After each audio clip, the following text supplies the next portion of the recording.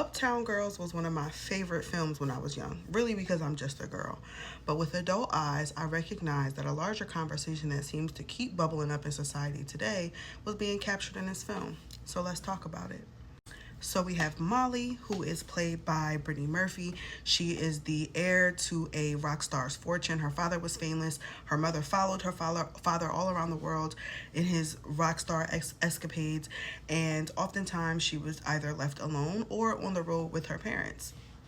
She grows up, her manager misappropriates or mismanages her funds, and she ends up going broke. So she has to get a job. She lands a job as a nanny for a type A OCD personality type young girl whose name is Ray, who's played by Dakota Fanning, whose father is in a coma and her mother is a huge music executive, so essentially spends little to no time with her.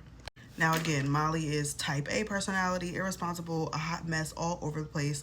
And she represents what a lot of wealthy children have, unfortunately, in their futures, right? Without guidance, without nurturing, without having that, interpersonal interaction with her parents, right? You grow up to be a hot fucking mess. But Ray, on the other hand, this little girl represents the more stringent version of how some children deal with complex trauma, and that is to adultify themselves to the point of OCD like behaviors.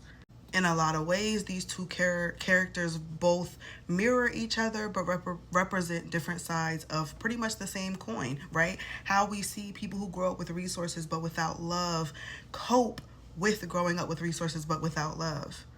And I just love when art, whether it is based on true stories or it is just completely fiction, can truly embody a lot of lived experiences that maybe, the average everyday person may not have access to. Regardless of the different parenting styles represented in this movie, everybody has means and resource. And regardless of that, you can see these two characters interacting with each other from this place of desperate need for love and nurturing and guidance and connectivity. Obviously, there's no perfect way to parent, but there are a lot of wrong ways to parent. And I think that the first question you should be asking yourself, if you are planning to become a parent or if you already are one, is how was I raised impacting the lens that I have today?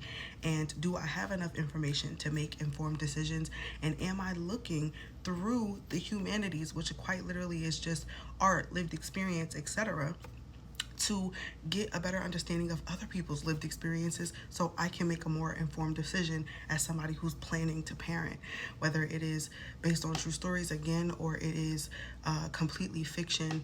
I think movies like this one kind of lend to this ever evolving